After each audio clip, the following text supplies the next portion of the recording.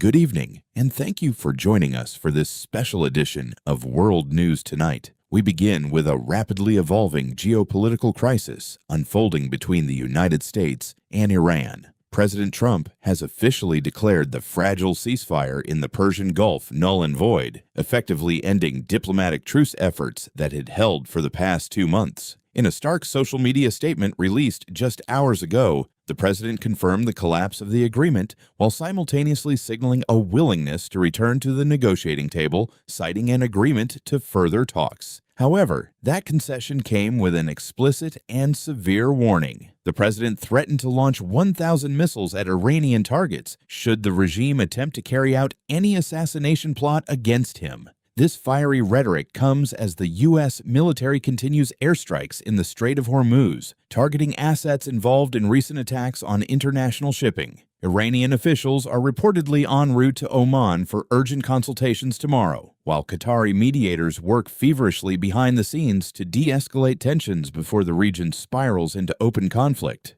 Moving on to a series of devastating humanitarian catastrophes across the Americas and Europe. In Venezuela, the death toll from the twin earthquakes that struck the country earlier this week has tragically risen to 4,118, with rescue crews struggling to reach isolated mountain communities buried under rubble. The disaster has overwhelmed the nation's already fragile healthcare infrastructure, prompting international aid agencies to issue urgent appeals for medical supplies and heavy machinery. Meanwhile, Cuba is facing its second total nationwide blackout in just 7 days, plunging the island into darkness and leaving millions without access to fresh water or refrigeration amid sweltering summer heat. The government in Havana has blamed the collapse on deteriorating generation units, though experts point to the long-standing failure to maintain the national grid. In Europe, Spain has declared a state of emergency in the northwestern region of Castile and Leon, where a rapidly spreading wildfire has claimed at least 11 lives, with 19 others still unaccounted for as fire crews battle towering flames driven by unseasonably dry winds. Turning our attention to the Middle East, where allegations of war crimes are surfacing in the wake of Israeli airstrikes in southern Lebanon.